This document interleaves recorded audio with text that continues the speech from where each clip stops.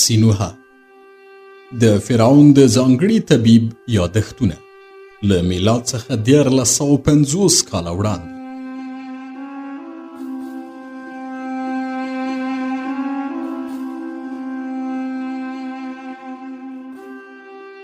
څلور پنځوسم څپرکی زما تفکرات.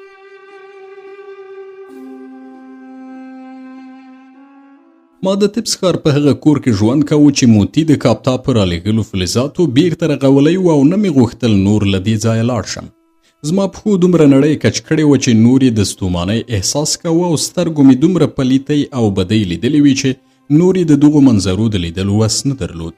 زما زړه د وګړو له ځان غوښتنې او حرصه دومره مړ شوی و چې نور یې نه غوښتل د هغوی د ځان غوښتنو او کبر شریک شي. له همدې امله مې له خلکو لرې په دې کور کې ژوند کوه. نور می ناروغان د پیسو لپاره نه معالجه کول او یوازې ځینې وخت به می خپل ګاونډیان او بېوزله ناروغان چې فیسې نشو ورکولی معالجه کول. ما په دې کور کې یو هاوس جوړ کړ او رنګارنګ کبان مې پکې واچول. هغه ونې چې مخکې وچې شوي وې بیرته زرغونې شوې ځکه چې ریښې روغې وې. تر ونو لاندې به کېناستم، په اوبو کې به مې د کبانو د حرکت ننداره کول او د خرو اوازونو او په لوبو د بوختو ماشومانو شور ماشور ته به مې غوږ نیولی و. موتی زما پالنه ډیره ښه کوله. خوندور خواړه یې راته پخول، خو ما د پخوا په شان له خوړو خوند نه اخیست، بلکې هغه بد کړه وړه به یې راپرزړه کړل چې په تیرو وختونو کې مې کړي ول. د اخناتون فرعون سترګې چې د مرګ پر وخت د زهرو جام له ما واخیست او ویې څښه راپرزړه کېده. د هاتي د ځوان شهزاده شوباتو سترګې به مې لیدلې چې زما له لاسونو یې زهر واخیستل او ویې څښل. زما په سترګو کې دومره ناوړه خاطرې انځور شوي چې نور می د بېوزلو او ګاونډیانو له معالجې څخه هم لاس واخیست، ځکه چې پوهېدم زما لاسونه سپیره دي او د دې پر ځای چې شفا ورکړي د مرګ سبب کیږي. د هوس تر څنګ په کېناستو د کبانو په لیدو سره به مې هیله کوله چې کاشکې د هغوی په شان په اوبو کې وای او مجبور نه وای چې د ځمکې پر سر له جنایتونو ککړه هوا تنفس کړم. کله به مې خپل روح ته په خطاب کې ویل ولې د هغو اعمالو له امله خواشینی یې چې په تېرو وخت کې دې کړي دي. ته هیڅ ګناه نه لرې، ځکه چې ستا اعمال د دې نړۍ او ژوند یوه برخه ده او په دې نړۍ کې رحم او ښېګڼه هیڅ معنا نه لري. دلته رحم او ښېګڼه له واقعیته لرې شیان دي. هغه څه چې ریښتوني د حرص، شهوت، ظلم او بېرحمي ده او د ژوند قانون د ظلم، حرص او بېرحمۍ پر اساس ایښودل شوی دی. اوس ناممکنه ده چې څوک د دې قانون پر خلاف عمل وکړي او هغه کسان چې ځانونه مهربان او بشردوسته کسان بولي درواغ وایي. د دوی هدف دا دی چې په دې پلمه خلک وغولوي چې ښه ظلم وکړی شي، خپل حرص او تمه ترسره کړي او شهرت ومومي. که باور نه کوئ د هغوی زړونه وڅیرئ او وګورئ چې هغوی په زړونو کې د غصې، حرص او شهوت څومره اورونه پټ کړي دي. که نه غواړئ د هغوی زړونه پرانیزئ نو داسې کار وکړئ چې د هغوی له ګټو او شهرت سره لږ په ټکر کې وي. بیا به پوه شئ چې تاسو څنګه له منځه وړي، ځکه چې تاسو جرأت کړی چې د هغوی د حرص او شهرت په لاره کې خنډ رامنځته کړئ. سینوها ته داسې تمه کوي چې انسان دې تر هغه ډیر ښه وي چې خدایانو رامنځته کړی دی. خدایانو بشر د غصې، کینې، رخې او شهرت پرستۍ لپاره پنځولی دی او ناممکنه ده چې بشري فطرت بدل شي. سینوها ته بې ځایه دا تمه کوي چې د وخت په تېرېدا سره به بشر ښه شي. که د بشر له عمره څو ځله، لسګونه ځله، سلګونه ځله تیر شي بیا به هم دغه بشر اصلاح نه شي.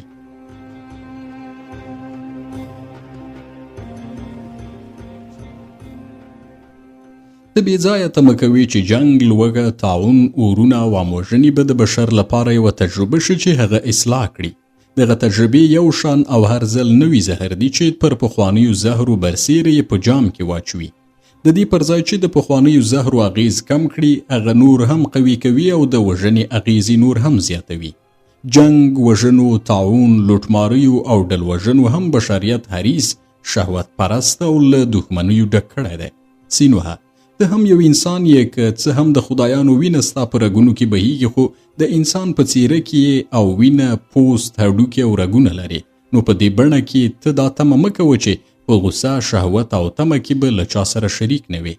دا تمه مه کوه چې چیرته به یو نیک انسان پیدا کړي، ځکه ممکنه نه ده هغه څوک د یو ښه انسان واوسي چې خدایانو یې خټه له غوسې، حرص، دښمنیو او شهوت سره اخښلې ده. کله چې انسان مري او هغه مړی د مومیایي کولو لپاره دارالممات ته وړي، هغه ښه کیږي. له همدې امله یو انسان تر هغه نشي نیکمرغه کېدای تر کومه چې مړ نشي، ځکه چې یوازې د مرګ په وسیله له غصې، کینې، شهوت او حرص ژغورل کیږي.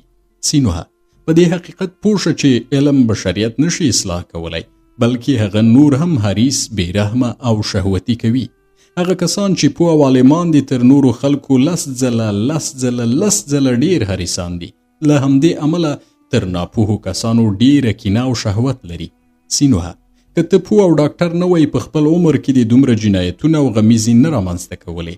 زرګونه کسان ستا د پوهې له امله له لوږې او ناروغیو څخه مړه شول، یا د وسلو په وسیله ووژل شول، یا د جنگي ګاډیو تر رابو لاندې ساه ورکړه، او یا د بیدیا په بېلابېلو ځایونو کې له ډېرې ستومانۍ څخه ختم شول.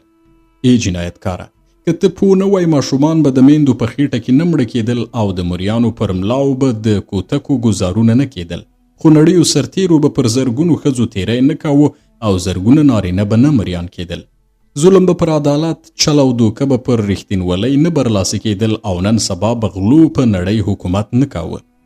دا ته وی چې په زهرو سره د اخناتون فرعون مړ کړ. هغه فرعون د له منځه یوړ چې د عدالت او برابرۍ غوښتونکی و، او نړۍ د وینې زبېښونکو شهوتیانو او غلو لپاره آزاده پرېښوده. زرګونه کسان چې د پوستکي رنګ یې ستا د پوستکي له رنګ سره توپیر درلود، ستا د پوهې له امله مړه شول، او زرګونه کسان چې ستا په ژبه یې خبرې نشوې کولی بې ګناه ووژل شول، او د مرګ مسؤلیت یې ستا پر غاړه دی. یوازې ته مسؤل یې. له همدې امله د هغوی ساندې، زګیروي او نارې سوري د دې مخه نیسي چې ته د شپې مهال ویده نه شي، خواړه دې په مرۍ کې ونښلي او بې خونده شي. یوه ورځ چې له خپل روح او زړه سره مې همدا خبرې کولې، زړه او روح مې راته وویل: سینوها، ستا جنایتونه د بخښنو نه دي. موږ به دې تر هغه په قرار پرې نږدو چې ژوندی یې. زموږ له لاسه به یوه شپه هم آرام خوب ونه کړې، ځکه چې پوه او عالم یې او پوهیږي چې څه کوي.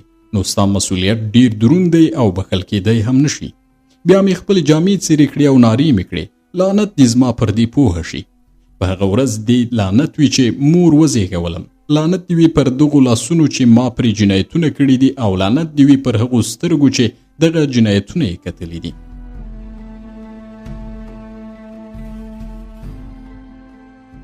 د اوزیریس تله راوړی چې زما جنایتکار زړه په هغې تله کې وتلی، او ووایي چې زما د زړه له تللو وروسته 40 بیزوګانې زما په هکله فیصله وکړي، ځکه یوازې هغوی کولی شي ووایي چې ما جنایتونه کړي دي که نه.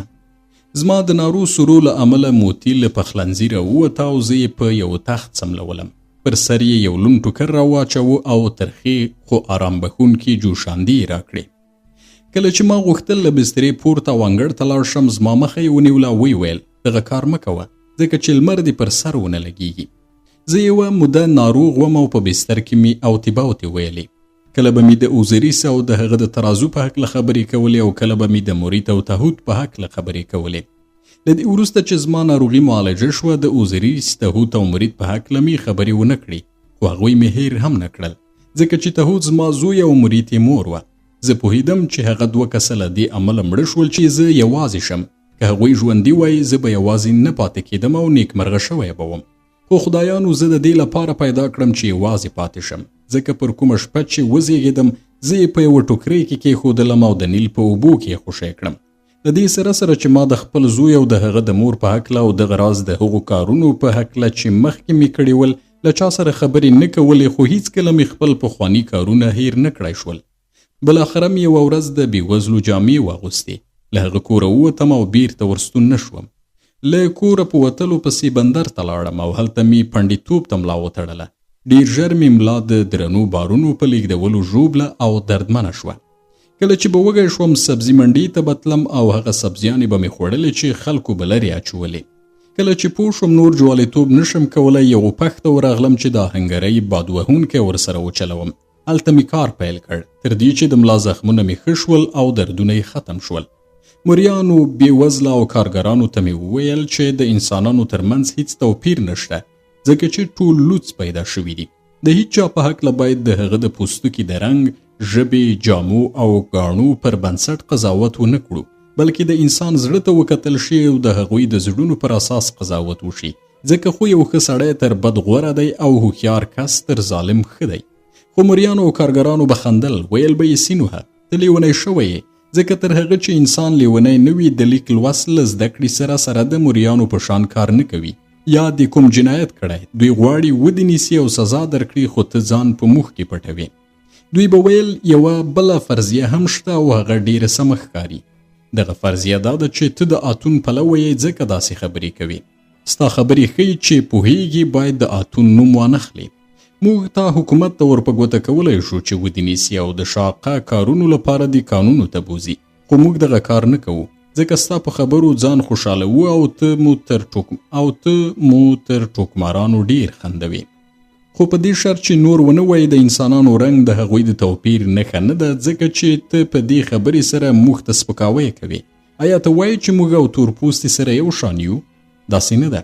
شک مه کوه چې تورپوستي تر موږ ټیټ دي او موږ چې مصریان یو په دې ویاړو چې غنم رنګه یو. پخوا مو هم ویاړ کوو او په راتلونکي کې به هم وویاړو، ځکه چې پوهیږو په نړۍ کې د مصر تر ملت بل ستر ملت نه اوس شته او نه به په راتلونکي کې پیدا شي.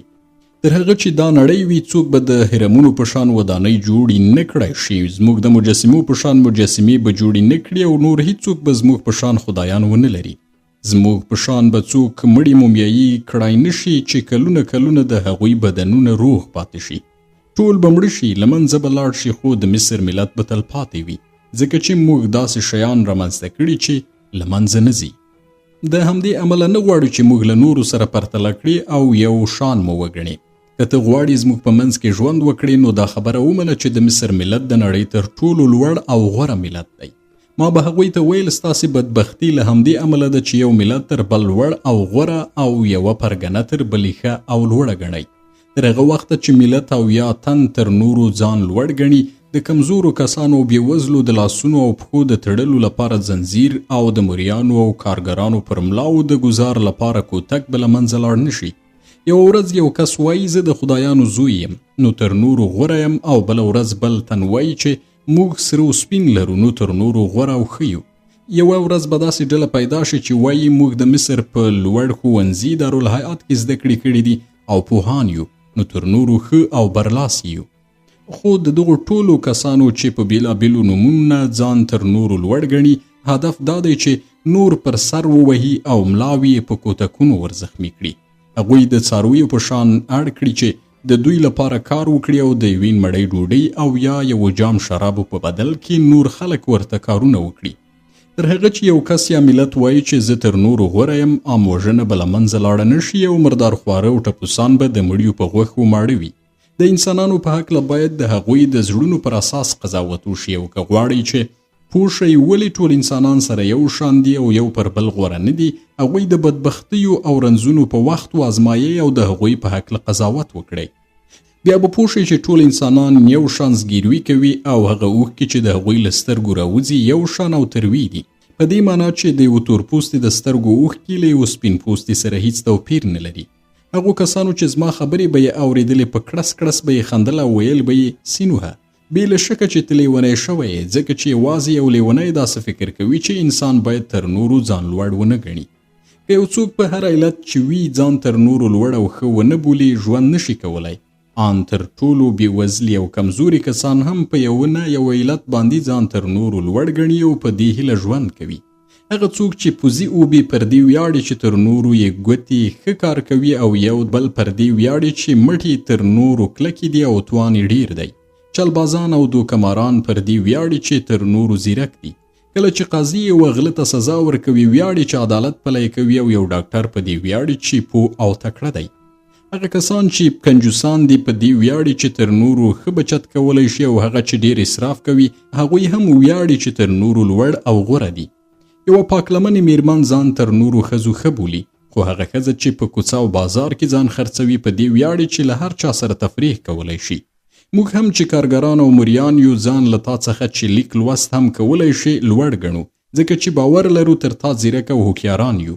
نو دغه د لیونیانو فکر له ذهنه لرې کړه چې انسان داسې فکر کولی شي چې تر نورو ځان لوړ ونه ګڼي. ما ورته وویل له دې سره سره عدالت تر ظلم ښه دی. دغو کارګرانو او موریانو یو ځل بیا وخندل او ویل سینوهه، ته دومره ساده یې چې ته وا په داسې ځای کې د ژوند کړی چې هلته انسان نه و موجود. عدل او ظلم داسې شیان نه دي چې هغه له یو بله بیل کړو. په نړۍ کې داسې قاضي نشته چې د عدالت او ظلم ترمنځ توپیر وکړای شي، بلکې هغه څه چې په دنیا کې شته قوي او ضعیف خلک دي. هغه بادار چې تل زموږ له غوښې او شرابو غلا کوي، زموږ میرمنې او بچیان وږي پرېږدي او تل مو په کوتکو او متروکو وهي، نو که دغسې کس ووژنو په خپل تصور موږ عدالت کړی دی. خو سمدستي به موږ ونیسي او قاضي ته مو بیایي. هغه امر کوي چې زموږ 2 غوږونه او پوزې پرې کړي او سر په څړۍ مو راځوړند کړي چې ووژل شو. همدغه قاضي چې موږ د یو بې رحمه او بادار د وژلو په تور وژني او سزا راکوي، دې ته نه چمتو کیږي چې دغه بادار ته په دې تور سزا ورکړي چې پر موږ یې ظلم کړی دی، ځکه چې هغوی قوي او موږ ضعیفان یو. ما ورته وویل قاضي حق لري چې تاسو ته تر ټولو سخته سزا درکړي، ځکه چې قتل تر ټولو پلید او ناوړه کار دی.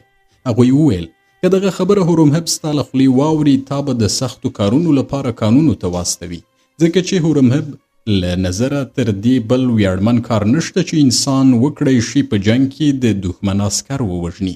خو که ته غواړي چې بشریت اصلاح کړي، ظلم او ستم له منځه یوسي، نو د دې پر ځای چې له موږ سره خبرې وکړي، غوره دا ده چې شتمنو ته ورشي او دغه خبرې هغوی او د مصر قاضیانو ته وکړي، ځکه که موږ بد یو داسې وسیله نه لرو چې ظلم وکړی شو، په داسې حال کې چې هغوی هم بد کسان دي او هم ظلم کوي. خو په دې پوه شه چې که دغه خبرې د مصر قاضیانو او د فرعون درباریانو ته وکړي، نو تور به در پورې کړي چې ته د آتون پلوی یې، ستا غوږونه او پوزه به در پرې کړي او د سختو کارونو لپاره به دې قانونو ته واستوي. که څه هم کارګرانو او مریانو ویرولی وم، ما دغه سپارښتنه عملي نه کړه او په داسې حال کې چې د بېوزلو جامې مې اغوستې وې، په طبس کې روان شوم چې له شتمنو سره خبرې وکړم.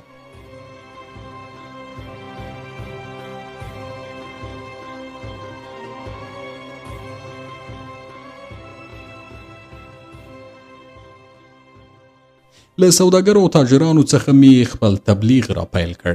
هغه کسان چې په اوړو کې به یې خاورې اچولې او له خاورو ډک اوړه به یې پر خلکو خرڅول، ورته مې وویل دغه کار نور مه کوئ، ځکه چې دا یو جنایت دی.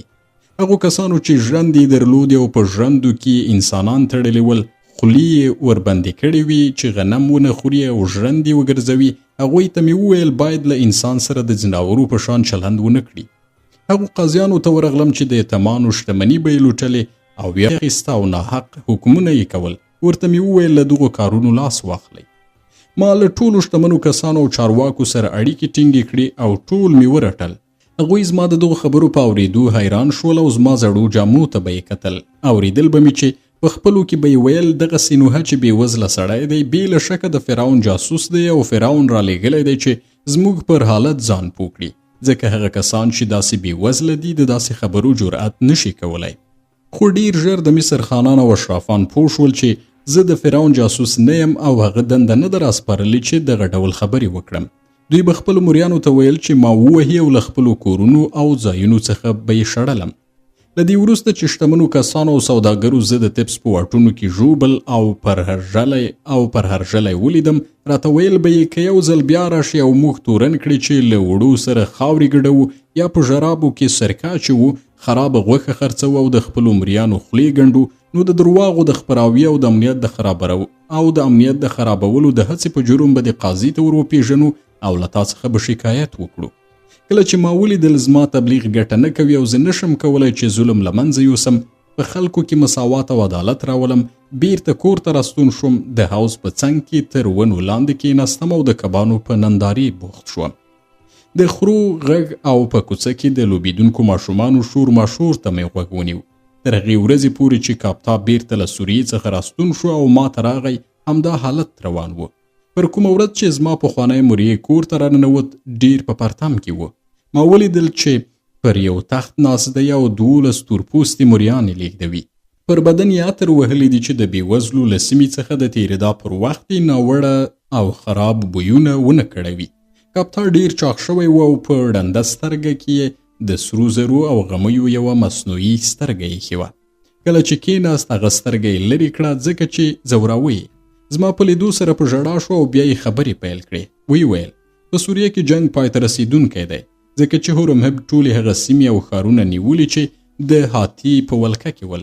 اوس یوازې کادش ښار پاتې دی چې هغه یې هم کلابند کړی دی.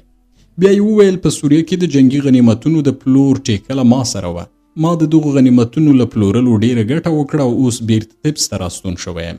په دې ښار کې مې یوه ماڼۍ اخیستې ده او اوس څو مریان او کارګران زما په ماڼۍ کې د هغې د جوړولو او سینګارولو په کار بوخت دي. زه به نور په طبس کې میخانه جوړه نه کړم ځکه چې دومره شتمني لرم چې دې کار ته نوره اړتیا نه وینم. بیا یې زما په هکله خبرې وکړې او ویې ویل زما باداره سینوهه په دې ښار کې مې ستا په هکله ډېرې خطرناکې خبرې واورېدې. خلکو وویل چې ته دلته بېوزلي مریان او کارګران د شتمنو پر خلاف راپاروي او پر شتمنو او قاضیانو تهمت لګوي. زه درته نصیحت کوم چې احتیاط وکړه ځکه که همداسې پر مخ لاړ شي تا به د سختو کارونو لپاره معدن ته واستوي او که یې تر اوسه تا ته لاس نه دی دراچولی د دې لامل دا دی چې پوهیږي د هورمهب ملګری او شتمن خانان او سوداګر له هورمهبه ډارېږي. خو اوس دا راته ووایه چې ولې داسې لیونتوب کوي؟ ښایي زه وکړی شم د دې لیونتوب چاره وکړم او هغه له منځه یوسم. ما خبرې وکړې او ورته مې وویل چې په کومو فکرونو سره مې هڅه وکړه چې خلکو ته تبلیغ وکړم. کپتا وویل سینوهه پخوا ما ویل چې ته یو ساده او تقریبا لیونی سړی او فکر مې کوو چې د وخت په تېرېدا او د عمر په زیاتېدا به سم شي. خو اوس ګورم چې عمر دې ډېر دی او لیونتوب دې نور هم زیات شوی دی. ته پخپله پوهیږي چې اتون څه ډول لوبې وکړې او څومره بدبختۍ رامنځته کړې. خلک یې څه ډول له بېوزلۍ ناروغۍ او کاختۍ سره مخامخ کړل. زه فکر کوم دغه فکرونه چې ستا په سر کې ګرځي د وزګارتیا له امله دي او له دې کبله چې ته اوس ناروغان نه معالجه کوي نو له دغسې خیالاتو سره مخامخ شوی یې. که د پخوا په شان د ناروغانو معالجه وکړې پوه به شې چې د یو ناروغ معالجه به تر دغو خبرو ډېره خوندوره وي چې هم ستا لپاره خطرناکې دي او هم نورو خلکو ته ستونزې پیدا کوي. که نه غواړي چې طبابت وکړې نو د نورو شتمنو کسانو په شان خپل وزګار وخت په نورو کارونو تیرولی شي. که نه غواړي چې طبابت وکړې نو د نورو شتمنو کسانو په شان خپل وزګار وخت په نورو کارونو تیرولی شي. که دې له ښکار سره مینه وای درته ویلې به مې ویل چې د اوبو د آسونو ښکار ته لاړ شه. خو پوهیږم چې ته ښکاري نه یې. که دې له پیشوګانو سره علاقه درلودی تا ته مې ویل چې د پیت امون په شان پیشوګانې وروزه. نن سبا دغه سړی د لوکسو پیشوګانو د روزلو له امله په طبس کې ډېر مشهور دی خو پوهیږم چې ته د پیشوګانو له بویه کرکه کوي. خو له ښکار او د پیشوګانو له روزلو پرته په نورو شیانو هم وخت تېرولی شي. مثلا ته لیک لوست کولی شي او ځان په لیک لوست بوختولی شي او یا پخواني کتابونه راغونډولی شي یا د هرمونو د وخت د شیانو په راټولولو ځان بوخت ساتلی شي او یا د تورپوستو هغه لوبتکې او وړې مجسمې ټولې کړه چې د کوش له ټاټوبې راوړي دي. تر ټولو ښه خبره به دا وي چې خپل پاتې عمر په عیاشۍ او ساتیرۍ کې تیر کړي او بیا به وګوري چې ستا د عمر یو کال د یوې میاشتې په شان تیریږي او یوه میاشت عمر به دې د یوې ورځې په شان تیریږي. ومې ویل کاپتا د دغو ظلمونو او تیریو کتل چې په کمزورو کسانو کېږي ما نه پرېږدي چې آسوده ژوند وکړم. کاپتا وویل زما باداره په دې نړۍ کې هیڅ شی بشپړ نه دی او هر څه یوه نیمګړتیا لري. کله چې له تنوره ډوډۍ راباسې ګوري چې څنډې یې سوځېدلې دي او کله چې یوه میوه په منځ کې نیموي چې خولې ته یوسي ګوري چې په منځ کې چینجی دی. کله چې شراب د شپې وڅښل شي د سهار خواته سر درد او کسالت پیدا کوي. نو دا تمه مه کوه چې په دې نړۍ کې د هر څه سم او پوره وي. ناممکنه ده چې په دې نړۍ کې د عدالت پوره شي.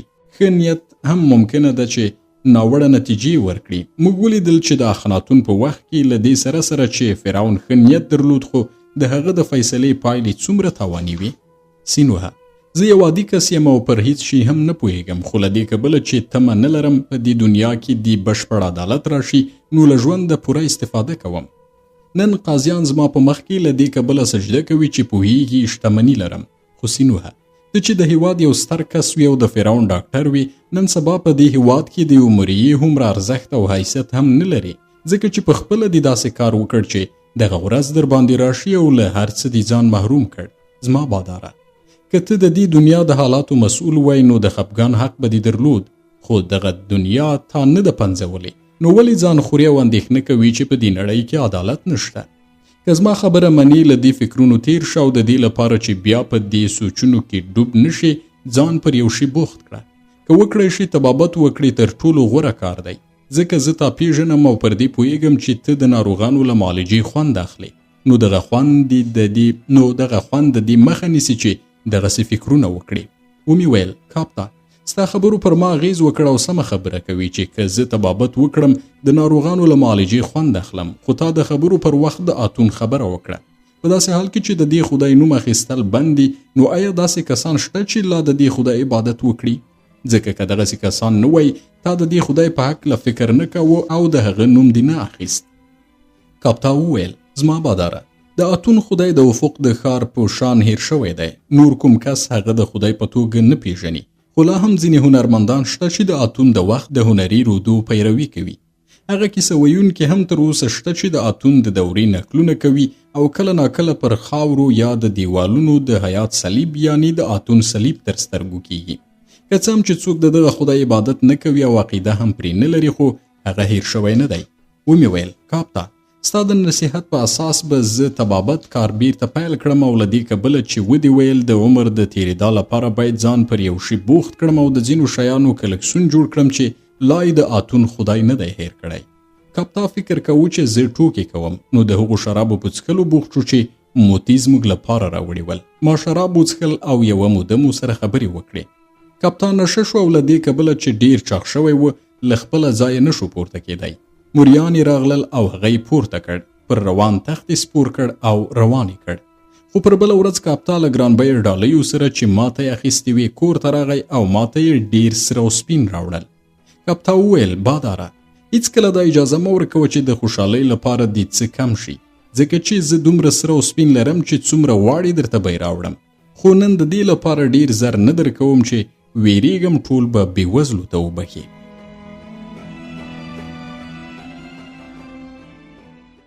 له دې ورځې وروسته مې د طبابت نښه پر خپلې دروازې ولګوله او ناروغانو راته مراجعه وکړه. هر چا له خپل وس سره سم یو شی راکاوه. ما به له بېوزلو فیس نه اخیست او هغوی به مې وړیا معالجه کول. خو له هغوی سره مې د اتون په هکله په احتیاط خبرې کولې. د دې لپاره مې احتیاط کوو چې نه مې غوښتل هغوی له ما وډار شي او تصور وکړي چې ګنې زه غواړم هغوی په اتون معتقد کړم. ځکه که ډارېدلې وای زما په هکله به یې نورې اوازې خپرولې. هسې هم په طبس کې بدنام شوی وم او دغو اوازو نور تاوان هم راته پیښاوه. خو ډیر ژر پوه شوم چې اتون د یو خدای په توګه بیخي هیر شوی دی او هیڅوک پرې باور نه لري. یوازې هغه کسان چې ظلم پرې شوی وي او د حق د ترلاسه کولو لپاره بله هیڅ وسیله ونه لري ظالم د اتون پر صلیب سپاري چې دغه صلیب او یا په خپله اتون ترې غچ واخلي. په داسې حال کې چې پوهېدل نه اتون او نه هم د هغه صلیب د دوی انتقام اخیستلی شي. په مني کې د نیل سیند له مستېدا وروسته د مصر فرعون آمی مړ شو او اوازه خپره شوه چې هغه له لوږې مړ شوی دی. آمی له دې ډیر ویرېده چې څوک به زهر ورکړي نو هیڅ شی به یې نه خوړل. ان که د هغه په مخ کې به یې ډوډۍ پخه کړه بیا به یې هم نه خوړله، ځکه تصور یې کوو چې د دې ډوډۍ غنم یې هغه وخت زهرجن کړي چې لا په وږي کې ول.